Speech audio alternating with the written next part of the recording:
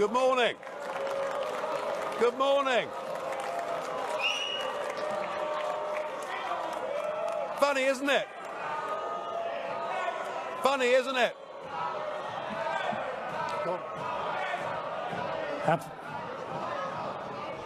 Thank you very much for that very warm welcome. How things have changed.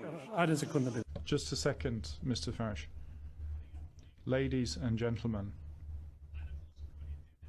one major quality of democracy is that you listen to those even if you don't share their opinion. Well, thank you, Mr. Schultz. Isn't it funny? You know, when I came here 17 years ago and I said that I wanted to lead a campaign to get Britain to leave the European Union, you all laughed at me. Well, I have to say, you're not laughing now, are you? And the reason you're so upset, the reason you're so angry, has been perfectly clear from all the angry exchanges this morning. You, as a political project, are in denial. You're in denial that your currency is failing. You're in denial. Well, just look at the Mediterranean. No. As a policy to impose poverty on Greece and the rest of the Mediterranean, you've done very well. And you're in denial over Mrs. Merkel's call last year for as many people as possible to cross the Mediterranean into the European Union has led to massive divisions between countries and within countries. But the biggest problem you've got, and the main reason the United Kingdom voted the way that it did, is you have, by stealth, by deception, without ever telling the truth to the British or the rest of the peoples of Europe, you have imposed upon them a political union. You've imposed upon them a political union. And when the people in 2005 in the Netherlands and France voted against that political union, when they rejected the Constitution, you simply ignored them and brought the Lisbon Treaty in through the back door.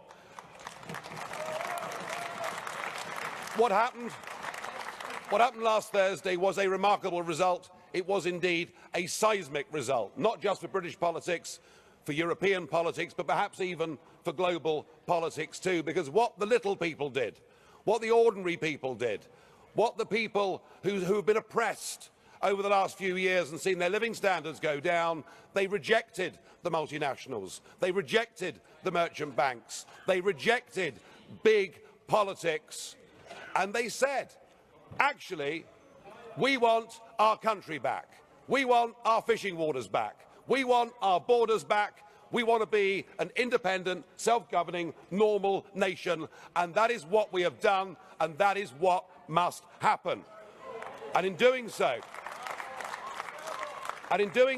we now offer a beacon of hope to Democrats across the rest of the European continent. I'll make one prediction this morning. The United Kingdom will not be the last member state to leave the European Union. So the question is, what do we do next? Now, it is up to the British government to invoke Article 50. And I have to say that I don't think we should spend too long in doing it. I totally agree, Mr. Juncker, that the British people have voted. We need to make sure that it happens. But what I would like to see is a grown-up and sensible attitude to how we negotiate a different relationship. Now I know that virtually none of you have ever done a proper job in your lives, or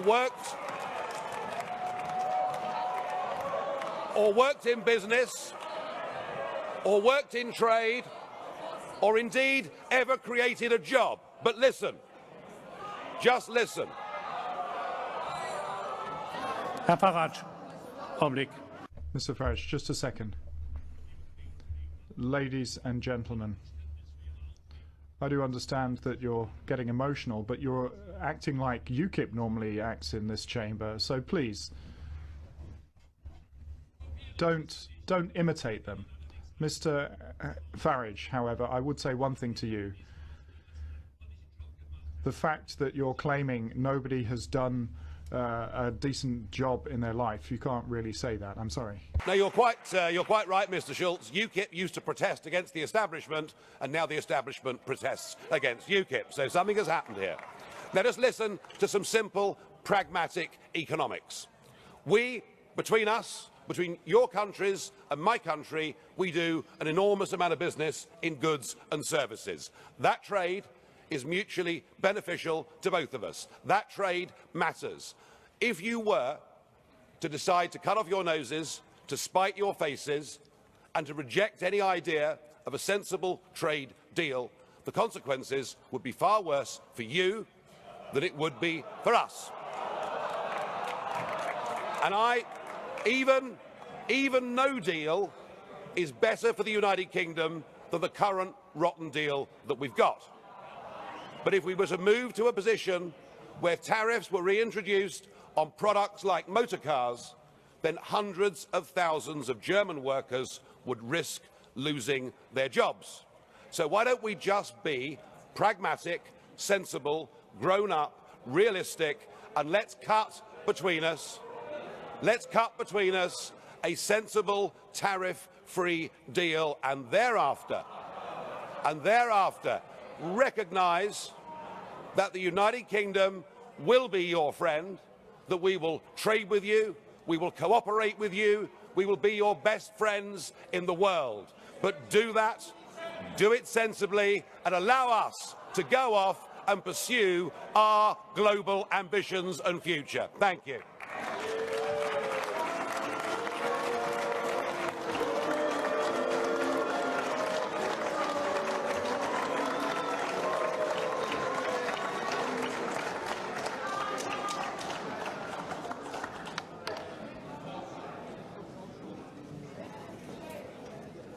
Für die